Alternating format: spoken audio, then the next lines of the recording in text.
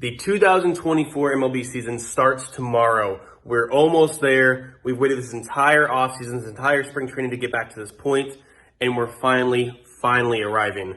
Now, the Marlins are coming back off of a season where they just made the postseason for the first time in about 20-ish years, roughly. I can't think right now because I'm too excited, too hyped up for tomorrow.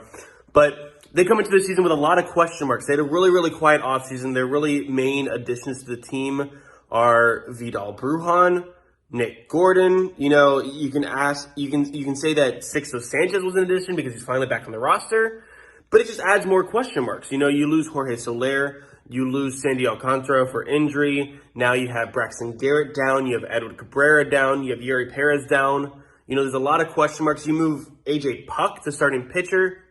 There's a lot of different moving pieces for this upcoming season, so there's a lot of intrigue and curiosity happening this season that we're not really sure what's going to happen.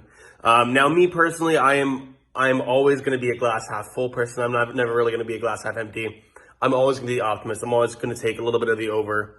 I have the Marlins coming in around 78 to 80 wins, give or take a few.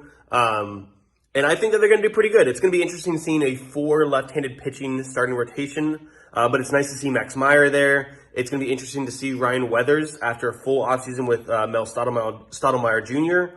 And it's going to be interesting to see a full season of Jake Berger and Josh Bell with the team. Now, I also just forgot that we added Tim Andersen, which is going to be kind of a hit or miss. It was only $5 million on a $1 deal, or $5 million on a 1-year deal. Sorry, there we go. But you don't know which Tim Andersen you're going to get. Are you going to get a fully healthy, fully motivated Tim Andersen that's going to look like his old self from 2019?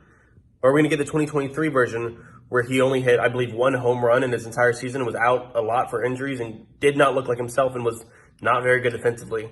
So there's a lot of questions that are happening. You know, they also still have Avisaíl Garcia, who's fully healthy and supposedly determined to be back to his old self. We'll see what happens there.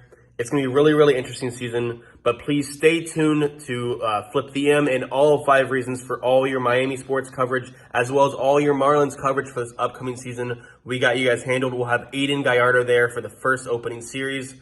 Stay tuned, guys.